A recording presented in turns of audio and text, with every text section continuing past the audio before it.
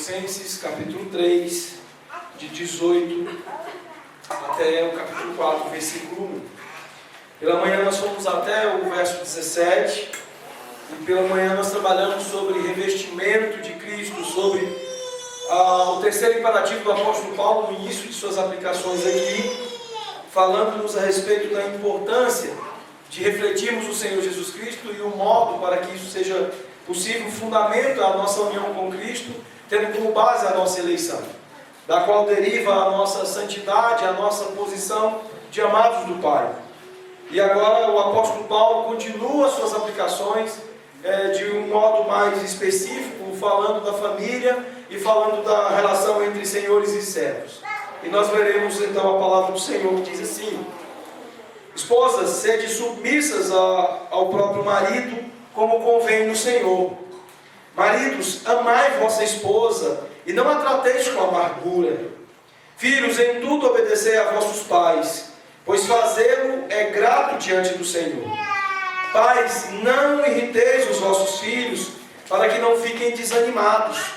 Servos, obedecei em tudo ao vosso Senhor, segundo a carne, não servindo apenas sob vigilância, visando tão somente agradar homens, mas em singeleza de coração, temendo ao Senhor. Tudo quanto fizerdes, fazei-o de todo o coração, como para o Senhor e não para os homens, cientes de que recebereis do Senhor a recompensa da herança. A Cristo o Senhor é que estáis servindo. Pois aquele que faz injustiça, receberá em troco a injustiça feita. E nisto não há acepção de pessoas. Senhores, tratais os servos com justiça e com equidade, certos de que também vós tendes Senhor no céu. Feche os seus olhos, curva a sua fronte, nós iremos orar ao Senhor. Santo Deus, Pai, nós exaltamos o Teu nome, Senhor. Nós nos alegramos na Tua presença e diante da Tua palavra. Neste momento, Senhor, que nós passaremos a exposição, a explicação desta passagem da Escritura, para o benefício das nossas almas, para a glória do Teu nome. Nós queremos Te clamar, Senhor, que o Senhor mesmo esteja a nos conduzir, de modo que, pela Tua graça, o Senhor nos conduza quanto ao falar. E o Senhor torne, ó Deus, os nossos corações sinceros, os nossos ouvidos prontos, ó Pai, para ouvir, e que haja disposição em nós para a obediência e para viver tais coisas importantes que o Senhor nos ensina. É o que nós te pedimos no nome do Senhor Jesus. Amém. Amados, o apóstolo Paulo, desde o início, vem tratando a respeito da importância da centralidade de Jesus em nossas vidas. O argumento do apóstolo Paulo é de que Cristo é o núcleo, Ele é o centro em torno do qual tudo nas nossas vidas deve orbitar. Todas as coisas, todas as áreas das nossas vidas encontrarão o seu sentido, a sua dignidade, a sua integridade, a sua totalidade quando centradas em Cristo Jesus. De modo que estarmos unidos ao Senhor Jesus Cristo é a base para que todas as coisas funcionem de maneira a agradar o Senhor em nossas vidas. E agora, nesse sentido, Paulo vai tratar de duas áreas importantíssimas das nossas vidas. Paulo vai falar sobre a vida familiar orbitando em torno de Cristo, de famílias centradas no Evangelho, e ele vai falar também do nosso trabalho, das nossas ocupações, da nossa relação com os nossos empregados e também aqueles que são empregadores, da relação destes empregados com os seus empregadores e dos empregadores com os empregados. De maneira que nós encontramos aqui uma maneira de perceber o trabalho também de uma maneira biblicamente orientada. Um trabalho centrado em Cristo Jesus, tendo Cristo como a sua órbita, como o seu núcleo de determinação. Portanto, lições importantes para as nossas vidas. Mais algumas lições aqui e uma abordagem do apóstolo Paulo que numa primeira leitura poderia deixar qualquer de vocês um pouco preocupados, torcendo o nariz, assustados. Alguns, quando leem textos como esse, já erguem a sobrancelha. As mulheres, por exemplo, certamente até por questões culturais fortíssimas, têm muita dificuldade de entender o que a Bíblia quer dizer com submissão. E uma palavra que não é mal compreendida apenas pelas mulheres, que temem que a submissão torne elas em pessoas indignas. Mas os próprios maridos, os homens, de uma maneira geral, também têm entendido muito mal essa expressão, a entendendo de uma maneira não bíblica, de uma maneira não centrada em Cristo, não biblicamente orientada. De modo que tem sido muito comum nós percebemos a liderança masculina sendo vista de uma maneira abusadora, de uma maneira absolutamente distante do padrão gentil e amoroso do Senhor Jesus Cristo.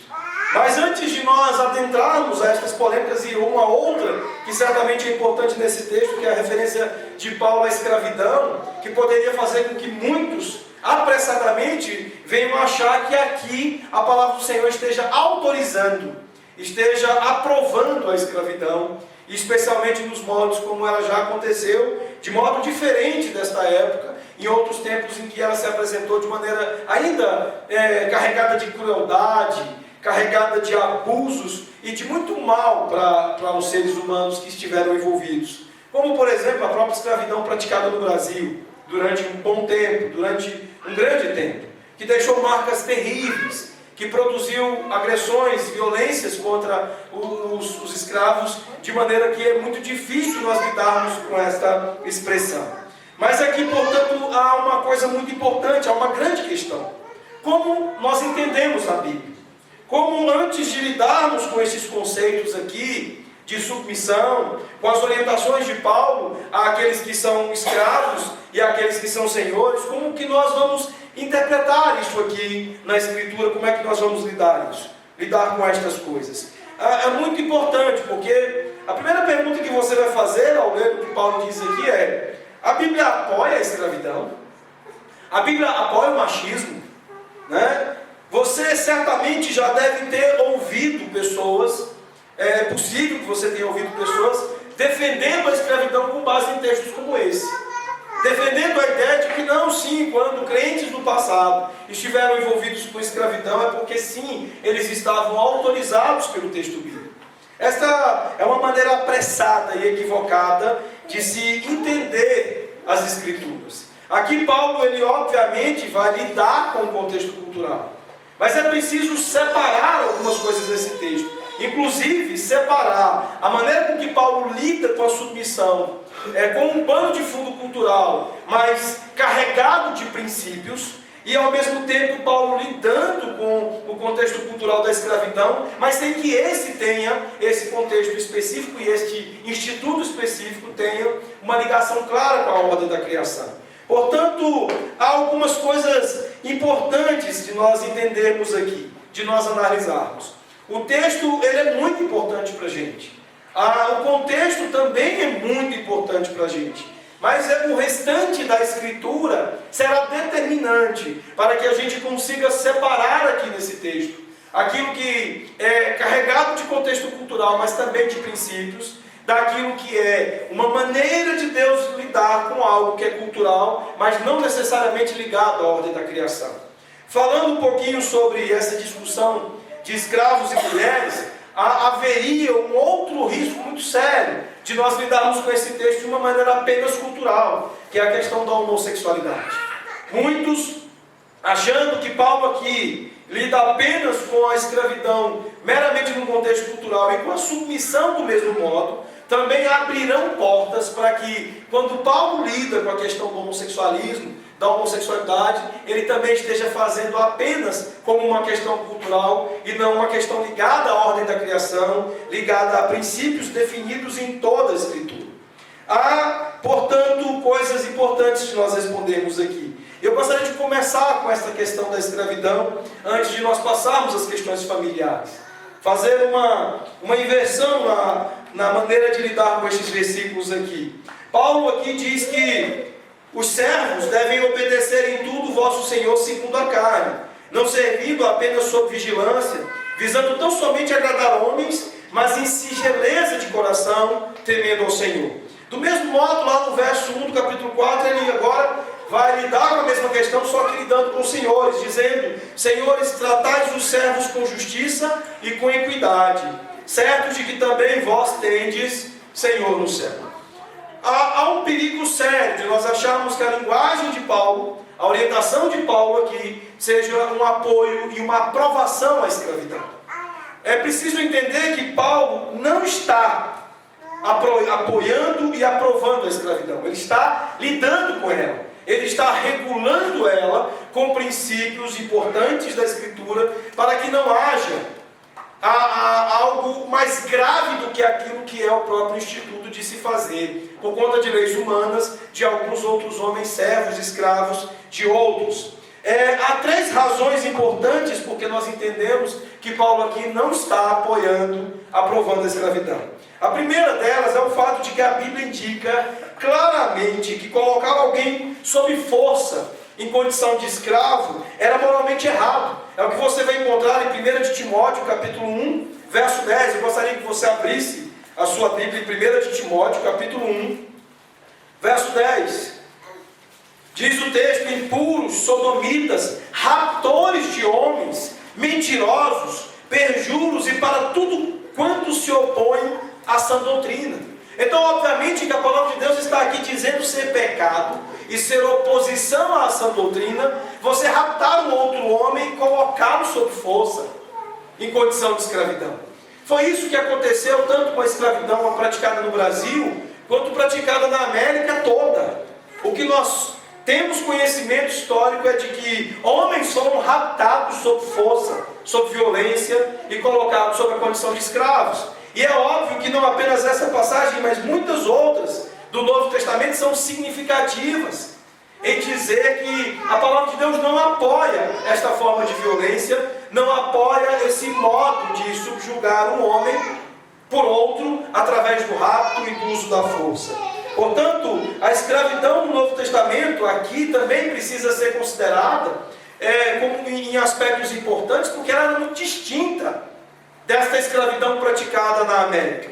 Havia uma certa, se é possível falar dessa forma, uma certa dose de dignidade. O tratamento do Instituto era muito mais carregado de lei de homens, de regulação de homens, com relação à maneira de se relacionar aqui um senhor e um escravo. A coisa não era tão abusiva quanto nós vemos na escravatura praticada na América. Há muitas distinções. Eu creio que Paulo tem a escravidão, como a conhecemos em mente aqui em Colossenses, no contexto claro do Novo Testamento, e certamente Paulo não tinha em mente, ao escrever estas orientações, a escravidão praticada na América através do rapto de negros no continente africano, debaixo da prática de tanta violência e de tanta degradação humana. Paulo, portanto, não está apoiando, não está regulamentando, aprovando a escravidão, mas estabelecendo princípios bíblicos para a regência deste instituto que havia em sua época, a partir de orientações que possam ser cristo-referenciadas ou centradas em Cristo Jesus. Há um outro argumento importante para entendermos por que Paulo aqui não apoia a escravidão. A Bíblia frequentemente dá instruções sobre como conduzir-se em situações de mal, sem fazer nenhum endosso da própria situação. É o que nós vamos encontrar em Mateus 19, de 1 a 10, a respeito do divórcio. Em Mateus 5, 43 a 48, a respeito de perseguição. Mateus 5, 48, a respeito de leis injustas. Ou seja, a Bíblia regulamenta estas situações sem deixar de afirmar que elas em si são mal, que elas em si não correspondem à vontade de Deus, à ordenação de Deus, ao padrão estabelecido por Deus na criação. Deus regula essas situações sem aprová-las. Portanto, a Bíblia regulamenta a escravidão aqui em termos de princípios de regência, sem, no entanto, aprová-la. Deus não está aprovando aqui a escravidão, mas estabelecendo princípios onde, mesmo nela, mesmo numa situação ruim, Cristo possa de fato ser exaltado pelos relacionamentos terrenos. Há um terceiro argumento em relação a isso: o fato de que a Bíblia faz declarações específicas sobre a igualdade de escravos e senhores. Lá em Filemão, verso 16, nós vamos encontrar também isso em Efésios 6, 9. Em 1 de Timóteo, capítulo 6, versos de 1 a 2, onde claramente o Senhor Deus deixa absolutamente claro que há igualdade entre servos e senhores, que não há aquilo que se apregoa, que não existe aquilo que se afirma por escravagistas, por aqueles que defendem a escravidão. Portanto, eu creio que a Bíblia dá princípios de como os escravos devem conduzir-se sem endossar a escravidão. E creio que esses princípios devem ser transferidos para as relações de trabalho hoje, e é essa aplicação que nos é importante, porque nós sabemos que hoje, aquilo que Paulo usa aqui como senhores e servos, é basicamente patrão e empregado, empregador e empregado. E então estes princípios de que Paulo fala aqui, devem ser vistos não como endosso à escravidão, mas como orientações para as relações de trabalho, orientações para as relações entre patrões e empregados. Há algumas coisas importantes nesse sentido, tanto aqui, nesse ponto em relação ao trabalho, como com relação à questão das relações familiares. Paulo está trabalhando aqui a sequência de princípios, de aplicações, para princípios que regulamentem, que ajustem os relacionamentos terrenos, de maneira que Cristo seja glorificado. De maneira que nas nossas relações, sejam elas quais forem, sejam elas de amizade, sejam elas no convívio da igreja, sejam elas familiares, sejam de trabalho, onde em todas elas Cristo de fato seja a determinação e a referência, onde todas elas sejam levadas de tal modo a Cristo que Ele seja o núcleo, seja Ele o centro em torno do qual todas essas relações irão girar. E então Paulo, portanto, é sobre isso que ele está nos falando aqui, tanto a respeito da relação entre maridos e mulheres, maridos, mulheres e filhos, filhos e seus pais, e patrões e empregados, para que nós possamos entender o quanto na questão dos papéis, das funções, Cristo é o centro, Cristo é tudo. E há mais uma coisa importante em relação a estas questões dos papéis, do modo como Paulo está trabalhando aqui. Paulo está dizendo que função não é igual a dignidade. Função não é igual àquilo que nos caracteriza em termos essenciais. Nós podemos sim ser diferentes em termos funcionais, mas isso não nos torna diferentes em termos essenciais. Paulo, nas suas lições aqui, ele está querendo dizer que não obstante aquilo que se faça seja diferente, não obstante haja hierarquia, autoridade nas relações, nos papéis, o fato é, isso não retira a nossa igualdade essencial, isso não retira a nossa igualdade de dignidade. E ele fará isso argumentando sobre o princípio mais básico da diferença de funções, onde há permanência de igualdade de dignidade, que é a própria Trindade. Quando ele diz que nós devemos amar as nossas esposas, em outros textos como Efésios, ele diz que nós devemos amar como Cristo amou a igreja. E ele diz que a mulher deve se submeter a Cristo, como a igreja se submete ao próprio Senhor Jesus. Submeter-se ao seu marido como a igreja se submete ao Senhor Jesus. Mas Paulo não deixa de falar algo importante, que é o fato de que o próprio Senhor Jesus se submeteu funcionalmente ao Pai. E na Trindade Santa, na economia da Trindade, nós vamos encontrar o próprio Espírito como procedente do Pai e do Filho, de maneira que o Espírito não age para si, mas age para o Pai e age para o Filho. Nem por isso o Espírito Santo é menos Deus, e nem por isso o Filho é menos Deus do que o Pai. Mas o que é que nós fazemos? Nós, na nossa maneira de pensar, nós achamos que função é igual a dignidade. Nós achamos que se a mulher está submissa, se está funcionalmente em posição distinta do marido, ela é menos do que o marido. E nós achamos que se eu sou um empregado, eu sou, portanto, em dignidade menos do que o patrão. E Paulo está corrigindo esta maneira de pensar. É sobre isso esse texto. É sobre a importância de nós entendermos que, mais uma vez, Paulo está aqui fazendo aplicações sobre o fato de que Cristo é tudo em todos. Assim como ele disse lá no final dos primeiros imperativos sobre a mortificação do pecado, quando ele diz no verso 11, no qual não pode haver grego nem judeu, circuncisão nem incircuncisão, bárbaro, cita, escravo, livre, porém Cristo é tudo em todos. Meus irmãos, a lição importante em todas estas aplicações que Paulo está fazendo é de que a nossa dignidade é Cristo. A dignidade da mulher não é uma disputa funcional com o seu marido, igualando-se a ele em termos funcionais, disputando com ele cada palmo, cada metro da liderança da casa. Mas a dignidade da mulher é Cristo. A dignidade do homem não está numa falsa ideia de liderança, onde ele age de maneira dominadora, onde ele age de maneira a ser o supremo da casa. Mas antes é uma liderança serva que encontra o seu padrão de dignidade em Cristo.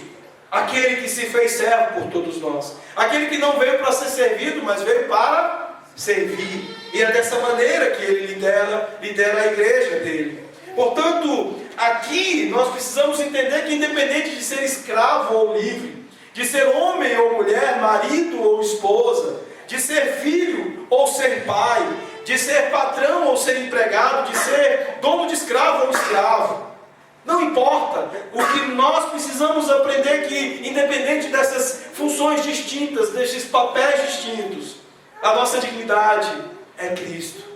Cristo é tudo, em todos. E agora Paulo então aplica isso em termos dos papéis, em termos destas distinções de papéis que nós encontramos aqui nesse texto das Escrituras a respeito tanto das questões de trabalho quanto das questões familiares. Mas há algumas coisas importantes que eu gostaria ainda de reforçar aqui sobre a distinção de como Paulo lida com os papéis na escravidão e a maneira como ele lida na família. Por que, pastor, que a submissão da mulher ela não está no passado como a escravidão ficou no passado? Por uma questão muito simples. O apóstolo Paulo, ao argumentar a submissão feminina, não apenas aqui, mas em todos os seus textos, a maneira como a Escritura, não apenas Paulo, lidam com os papéis masculino e feminino, em toda ela, está ligada à ordem da criação. Há muitos que vão tentar argumentar de que não, está ligada à queda. Quando a palavra de Deus diz que o teu desejo será para o teu marido. O fato é que nós olhamos para o Gênesis, nós olhamos para a criação e vemos que essa expressão, teu desejo será para o teu marido, ou seja, a ideia de tensão nos papéis, é que é uma questão da queda. O fato é, a liderança sempre foi masculina. A mulher foi feita para ser, para o homem, uma auxiliadora idônea, e não uma igual em termos funcionais, não uma semelhante em termos funcionais. A mulher foi feita distinta do homem, igual em essência, em dignidade, em valor, em preço, mas distinta quanto ao que se deve fazer, mais distinta quanto ao seu papel, quanto à sua maneira de atuar. Enquanto que a escravidão não tem qualquer relação com a ordem da criação. E Paulo, portanto, aqui ele não está tratando duas coisas que seriam apenas culturais, mas uma coisa, papéis, relacionamentos que decorrem da criação, que são os relacionamentos familiares, de papéis que decorrem das relações de trabalho. Portanto, meus irmãos, nós não devemos cair na cilada de achar que submissão é um problema, uma questão cultural. Do contrário, nós teríamos que admitir que o problema das relações homossexuais, do novo tipo de família que se quer impor, que se quer estabelecer entre nós, também seja uma questão cultural. Paulo deixa muito claro aqui que ele está regulando a ética de Cristo nos papéis e não restabelecendo a ordem da criação. Paulo então começa este texto falando sobre as mulheres, sobre as esposas.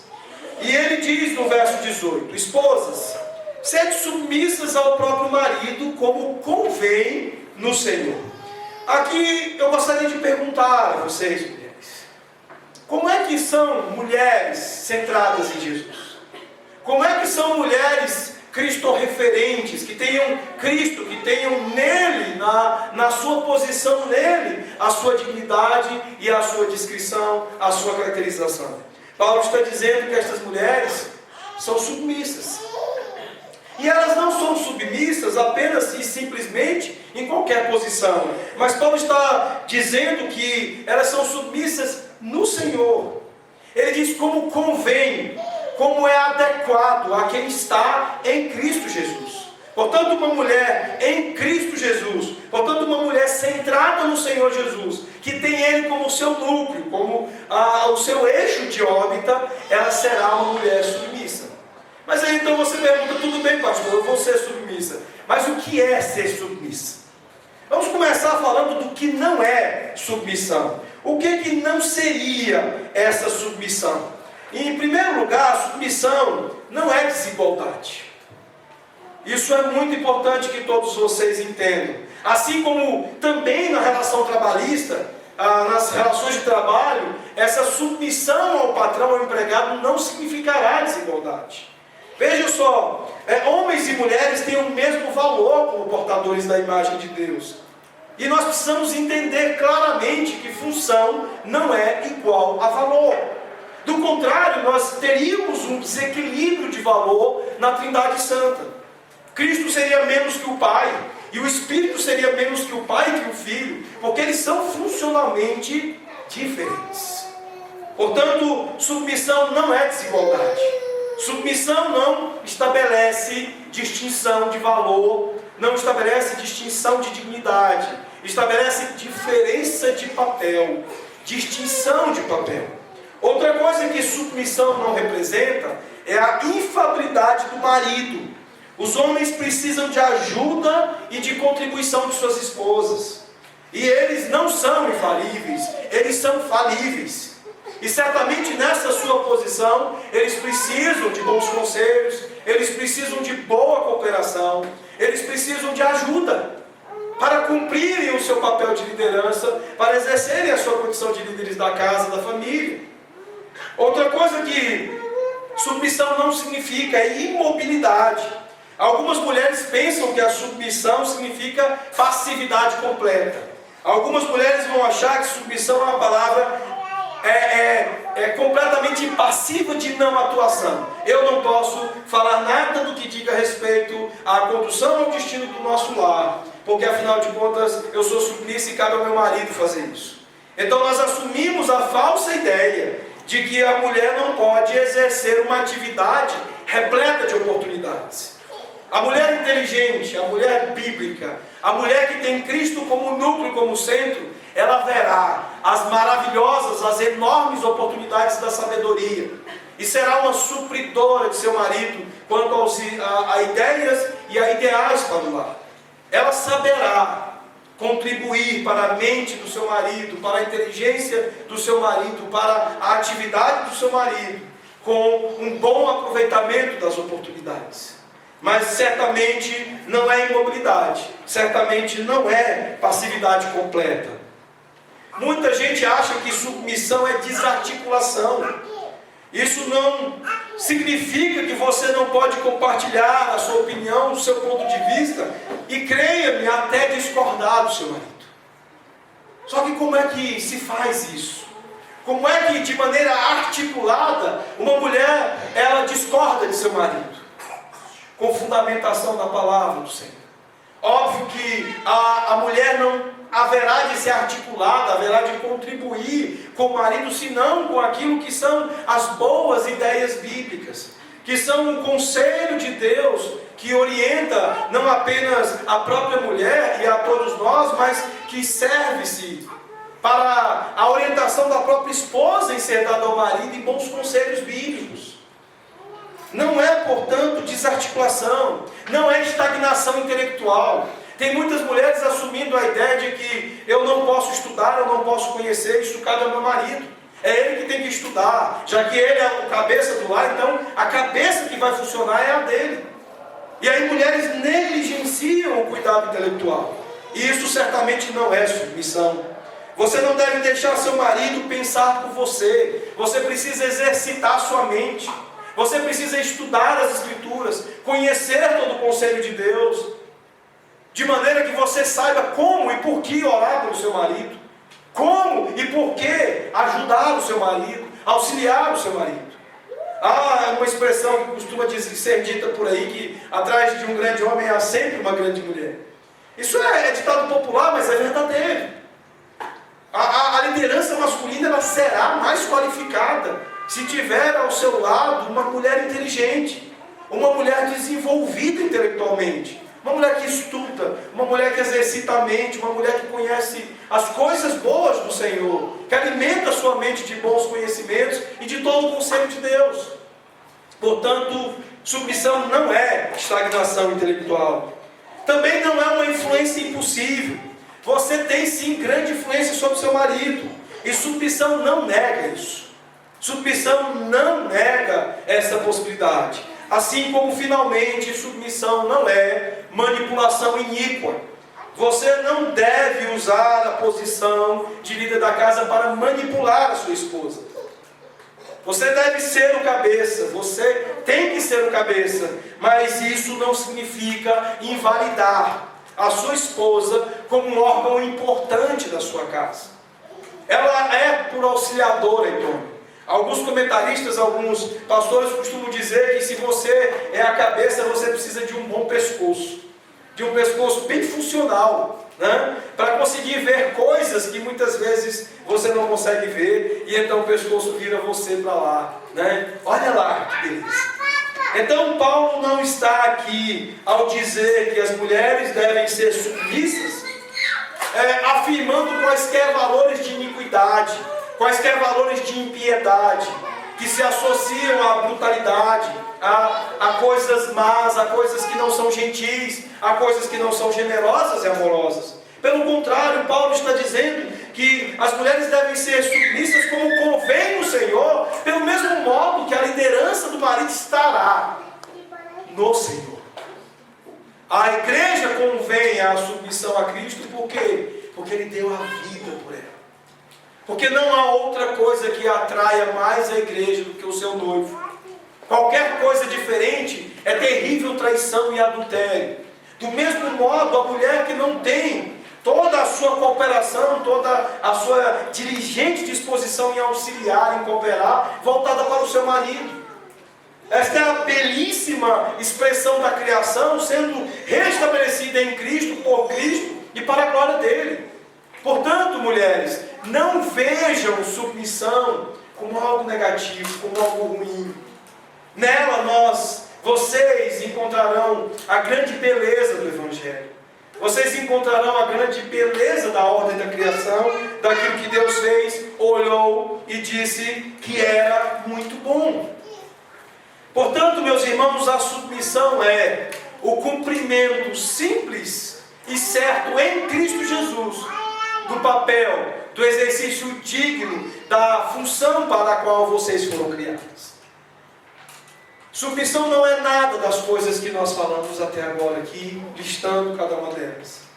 E eu creio que afastadas todas elas, vocês se tornam absolutamente seguras, confiantes naquilo que o Senhor reservou para o papel de auxiliadoras idôneas de seus maridos. E algumas de vocês, neste momento, diante dessa verdade, podem estar se dizendo aí silenciosamente: mas o meu marido não é um líder que esteja à altura desta minha posição de submissa. Eu não me sinto confortável em ser submissa a um marido que por vezes tem sido negligente, tem sido distante do padrão bíblico de líder servo, que não tem correspondido àquilo que a Escritura também requer dele. E eu me sinto desconfortável porque me submeter a ele será um grande problema para mim. Mas eu creio firmemente que Paulo, quando diz a estas esposas a serem submissas, ele sabe muito bem o quanto todas as coisas do Evangelho estão envolvidas na vida daquelas mulheres que de fato estão determinadas a isso. Nem mesmo a negligência do marido a conduzirá a isso. E alguns conselhos importantes para que você lide com esse medo e essa dúvida comece agora mesmo no seu coração a entender que esse é o desejo de Deus para a sua vida, que essa é a vontade do Senhor para você. É isso que te convém no Senhor, é a submissão ao seu marido. Portanto, comece no seu coração a fazer um inventário cuidadoso, para ter certeza de que você não está definindo o seu marido de acordo com um padrão antibíblico. Como, por exemplo, estabelecendo para o seu marido um alvo de perfeição, um alvo de desenvolvimento do caráter de Cristo que ainda não é de se esperar. Paulo tem nos colocado aqui a importância de nós tomarmos cuidado com o legalismo. A importância de nós tomarmos cuidado com a falsa religião. E uma das coisas que a falsa religião tem incutido com as suas obras, com a sua religião de obras, é a ideia de perfeição. É a ideia de que os crentes precisam ser performáticos. E eu creio que muito do problema das esposas que olham para os maridos e dizem, mas ele não é tão bom para que eu seja submissa, é o fato de que você tem assumido conceitos não bíblicos para definir e para entender o seu marido. Você não tem entendido que a Escritura tem dito que ele é pecador, que ele é dependente de Cristo acima de qualquer coisa, e de que é o próprio Deus quem haverá de santificá-lo, que é o próprio Deus quem haverá de fazê-lo mais parecido com Cristo, e não ele próprio. De que se ele não corresponde ao ideal que você tem de perfeição para o marido, é porque Deus quis assim. É porque essa tem sido a vontade de Deus e a medida da graça que Deus tem dado a ele. Nós precisamos fugir da falsa religiosidade, do farisaísmo, do legalismo que tem estabelecido a ideia de que nós somos o que nós fazemos de nós mesmos. Não! Nós somos o que Deus faz de nós. Existe uma palavrinha utilizada pelo Dr. Heber Campos numa ocasião, numa conversa, que me agrada muito. O Dr. Heber disse que o fato da graça é aquilo que nos define em Cristo Jesus. Pela graça, nós somos quem somos. Eleitos, santos e amados do Senhor. Mas o fato de que muitos entendem mais doutrina do que outros, o fato de que alguns são intelectualmente mais providos da compreensão das doutrinas bíblicas mais do que outros, o fato de que alguns maridos são mais diligentes do que outros, o fato de porque alguns filhos são mais dedicados às Escrituras do que outros, o fato de que alguns crentes são mais aparentemente santos do que outros, é um simples fato da graça adicional. Portanto, você precisa fazer um inventário no seu coração e avaliar se você não está medindo o seu marido de uma maneira antibíblica, querendo que ele seja aquilo que Deus ainda não quis que ele fosse. E entendendo que a submissão não está condicionada a um grande desenvolvimento da santidade dele, mas ao simples fato de que, se é seu marido, você deve ser submissa a ele. Tenha certeza de que você não está desenvolvendo uma forma de definir o seu marido. Tenha certeza de que você não esteja excessivamente idealizando um padrão de marido. E submeta-se ao seu marido. Paulo não está dizendo aqui como convém a quem é bem casada, como convém a quem tem marido excelente. Paulo está dizendo aqui simplesmente: sede submissos ao próprio marido, como convém no Senhor. Seja ele mais santo ou menos santo, seja ele mais inteligente ou menos inteligente, seja ele doutorado em teologia reformada ou não, sede submissa a ele. E você certamente haverá de santificá-lo fazendo isso. Ore pelo seu marido. Mais do que qualquer coisa, eu encorajo você a buscar a face de Deus, a presença de Deus, orando pelo seu marido, clamando a Ele: Senhor, ajude-me e ajude-o, que eu possa desenvolver uma virtude importante em qualquer esposa, que é a capacidade de animar o coração do meu esposo. Certamente, na presença de Deus, você será capaz de fazer aquilo que vai ajudar a liderança dele e a sua submissão, que é animar o seu coração em Cristo Jesus. Fale com ele, mas não o ofenda. Fale com ele, sabendo e lembrando-se o tempo todo de que quem o define é o Senhor Jesus e não você. Não é o seu julgamento, não são as suas avaliações do quanto ele não é tão piedoso quanto você gostaria. Não é o seu julgamento de que ele não é tão diligente quanto você gostaria que o define. Mas Cristo é quem o define.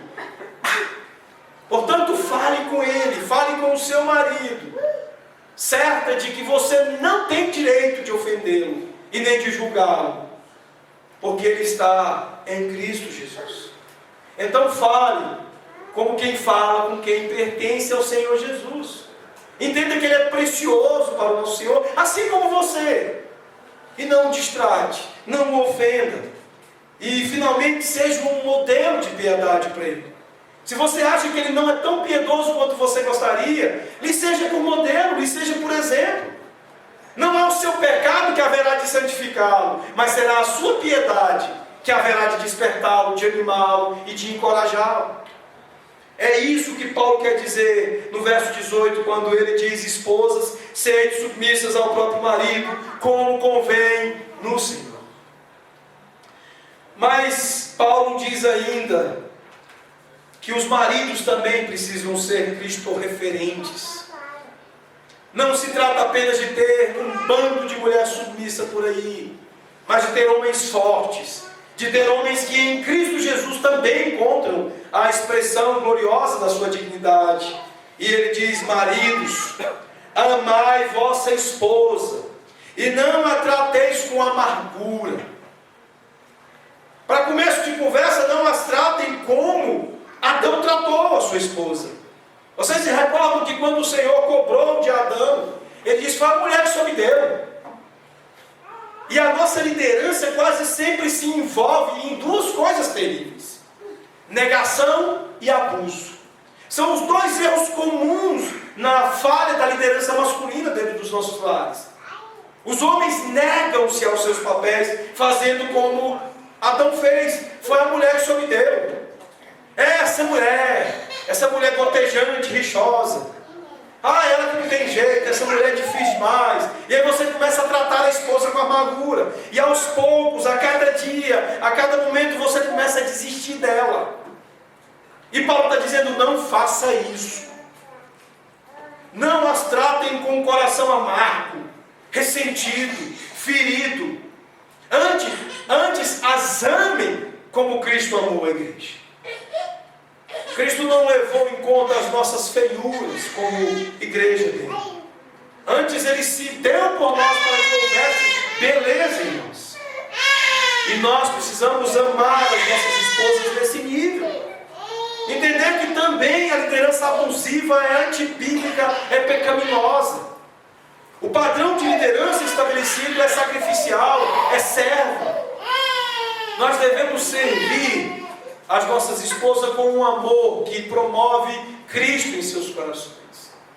Enquanto que a amargura destrói, o trato amargurado, ele desiste a cada dia, a cada momento, a cada minuto.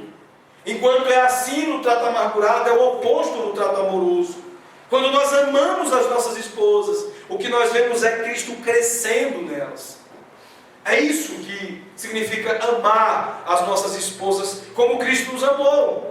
Ele se deu por nós como a nossa própria vida. Então, se você como marido acha que é simplesmente ir lá, se colocar na frente do bandido para levar o tiro, não é só isso. Porque tem muitos maridos interpretando assim: eu já sei, já entendi. Quando tiver um assalto, eu tenho que ficar na frente para levar um tiro e morrer pela minha esposa. É mais do que isso. Você tem que fazer isso também. Mas é mais do que isso. O que Cristo fez não foi simplesmente levar o tiro no nosso lugar. Ele fez mais do que isso. Cristo, Ele se deu como um conteúdo da nossa própria salvação e da glória em que nos tornaríamos. Ele não apenas recebeu a pena que nós merecíamos, Ele fez mais do que isso. Ele deu a vida que nos preenche, a glória que nos torna quem nós haveremos de ser. E é isso, e é com esse amor que você tem que amar a sua esposa. Será a partir de dia após dia sua esposa se tornando mais de Cristo, mais parecida com Ele, que você estará amando a sua esposa como Cristo amou a igreja. Portanto, mãos às obras. Vamos amar nossas esposas. Vamos fazer delas a cada dia mais parecidas com o Senhor Jesus. E não vamos tolerar qualquer tipo de trato amargurado, qualquer tipo de trato ressentido que a cada dia coloca as nossas esposas mais distantes, onde nós mais desistimos delas a cada momento e a cada passo. Mas Paulo continua falando agora dos filhos. Ele diz: filhos, em tudo obedecei a vossos pais, pois fazê-lo é grato diante do Senhor. As crianças aqui, as nossas crianças precisam entender que a obediência aos pais não é simplesmente para alegrar o coração dos pais, mas para alegrar o coração de Deus. A obediência aqui é uma coisa meio auditiva. Paulo, quando diz obedecei a vossos pais, ele está falando de algo auditivo. Ele está falando de ouvido e de ação. Ele está falando de ouvir e fazer, de ouvir e agir. E os filhos precisam entender isso. E eu gostaria de usar uma ilustraçãozinha com vocês. Esse tipo de maneira de se ouvir os pais, que os adolescentes, os jovens aí que ainda estão lidando com seus pais possam entender isso. Que este ouvir os pais é como um contraste entre ouvir, sabe aquela musicazinha chata que você ouve em alguns ambientes de recepção? Em muitos lugares chama-se música de elevador. Agora, hoje em dia, o que se tem em elevador, na verdade, são aqueles aparelhos de LED, né, de TV, que ficam passando propagandas. Tem elevador que tem musiquinha. E então, o que nós precisamos entender aqui é que esse tipo de ouvir é como quem ouve um alarme de incêndio. E não como quem ouve uma musiquinha ambiente, que muitas vezes até irrita. Tem gente que não gosta de música ambiente. Aquelas musiquinhas, às vezes, instrumental, né? Não, nós precisamos entender que Paulo está falando de algo aqui que aponta para o mesmo que ouvir alarme de incêndio. Vocês já assistiram filmes de bombeiros? Vocês certamente já assistiram. E já viram como é que o bombeiro faz quando ouve a sirene, o alarme deles? Pode estar com a colher indo à boca com a comida, joga, sai correndo, se veste, entra no carro e sai passando no trânsito, assustando todo mundo com aquela sirene deles lá, né? E quando você ouve uma sirene de bombeiro no trânsito, o que você faz? Você joga o carro para a direita, não é isso? Para abrir espaço. Todo mundo fica... Tem gente que está recém-habilitado que fica doidinho da cabeça porque tem dificuldade às vezes de manobrar o carro ali, né, em um espaço apertado, e abrir espaço para o bombeiro. Filhos, essa é a maneira de se ouvir os pais. Lá em casa nós temos trabalhado muito, as nossas meninas têm dificuldade para ouvir, né? E uma das coisas que às vezes a gente ouve é assim, né? A Érica chama Ana ou Sara, sim. A gente só ouve aquele sim, parecendo música de ambiente, né? Música de elevador. Enquanto elas deveriam ouvir o chamado da mãe como quem ouve um alarme de incêndio. Questão de segundos subir a escada e... que foi, mamãe? Né? Eu apanhei muito por causa dessa história de sim, né? Ou de se fazer de surdo, de não ouvir direito. Mas, de fato, se queremos agradar ao Senhor, os nossos ouvidos e as nossas ações conectadas ao que ouvimos devem considerar os chamados, as ordens, as instruções dos nossos pais como alarmes de incêndio. Portanto, Paulo diz aqui que crianças obedientes, elas agradam ao Senhor. Nós precisamos treinar os nossos filhos para isso. E para isso nós precisamos qualificar os nossos chamados. Nós precisamos qualificar as nossas instruções. As crianças precisam entender que aquilo que nós falamos são coisas importantes. Portanto, é importante que você, como pai e mãe, não torne frívolo o que você fala ao seu filho. Que você não torne algo diminuto, sem importância aquilo que você fala para o seu filho. Se você for aconselhar, se você for instruir, orientar, qualifique o conteúdo daquilo que você fala e diz ao seu filho, como quem fala a palavra de Deus. Porque do contrário, ele estará sendo treinado a desprezar o que você fala. E nesse sentido, eu gostaria de orientar os pais, de acordo com o verso 21. A palavra de Deus diz aqui: pais, não irriteis os vossos filhos, para que não fiquem desanimados. Não há nada que desanime mais do que conversações tolas vindas da boca de pais. Há uma coisa importante em relação ao treinamento, a equipar os santos na igreja, e particularmente os pais. Nós temos uma tarefa dificílima para orientar os nossos filhos. E a melhor forma, vocês sabem, a única forma adequada de se orientar os nossos filhos é através da palavra do Senhor. Portanto, se você for tentar orientar os seus filhos, e você deve fazer isso, você tem o dever de instruí-los, faça com a palavra de Deus aberta. Abra a Bíblia para falar com os seus filhos. Dessa forma, eles não estarão sendo irritados ou mesmo ficando desanimados. Uma coisa interessante a respeito disso a gente observa as muitas maneiras que usadas por alguns para orientar os seus filhos. E aí você vai usar de tudo. Você vai usar às vezes até psicologia, vai usar de psicologia popular, essa coisa dos ditados populares. Porque meu pai dizia assim, porque o seu avô, quando eu era criança pequena lá em Barbacena, o seu avô costumava me dizer isso e aquilo. Gente, isso desanima os nossos filhos. Se você quer ser levado a sério nos seus conselhos, nas orientações que você dá ao seu filho, abra a Bíblia com ele. Abra a palavra do Senhor.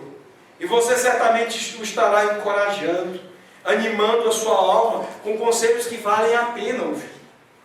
Não fique de contar historinhas, não fique de usar de filosofia barata e popular, não fique de usar aquilo que o seu avô, que nem conhecia a Bíblia, lhe dizia. Use aquilo que Deus nos revelou. Diga ao seu filho o que Deus espera dele, não o que você espera dele. Diga como Deus o define, como Deus espera que ele haja, como Deus estabeleceu para que ele vivesse. Esqueça as suas opiniões, esqueça as opiniões populares, esqueça as suas experiências. Lembre-se daquilo que seu filho precisa. O Evangelho é a coisa mais preciosa. Ofereçam todos os dias que você abrir a boca para falar com seus filhos. Conscientize-o da necessidade de se arrepender e crer no Evangelho. Conscientize-o da necessidade de entender que o Senhor seja agradado e não você. Mais do que você, nosso Deus precisa ser agradado. Portanto, pais, não irriteis os vossos filhos, para que não fiquem desanimados. E Paulo então ele vai concluir, agora aconselhando servos e pregadores. Ele diz no verso 22, servos, obedecei em tudo ao vosso Senhor segundo a carne, não servindo apenas sob vigilância, visando tão somente agradar homens, mas em singeleza de coração, temendo ao Senhor. Aqui nós temos um princípio norteador de qualquer atividade de trabalho. Por que nós trabalhamos, meus irmãos?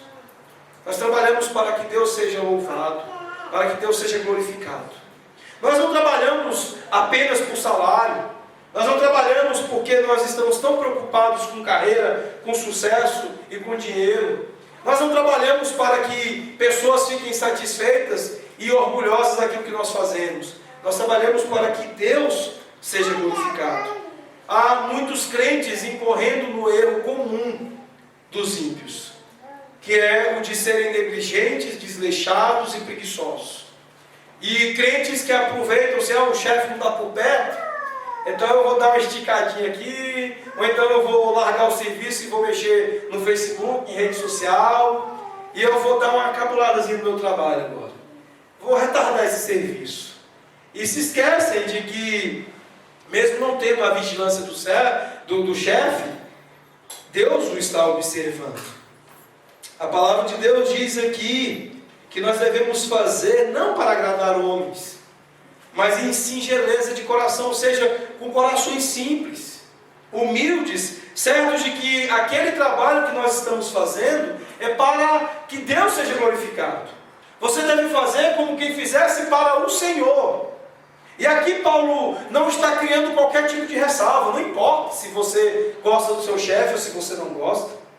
Não importa se ele é um cara bacana, te paga bem, te trata bem, que na época das férias, além de te dar férias, ele te dá um vale Caldas Novas, né? Não importa se ele é desse nível. Paulo não está preocupado com isso. E não importa se ele está te olhando ou não.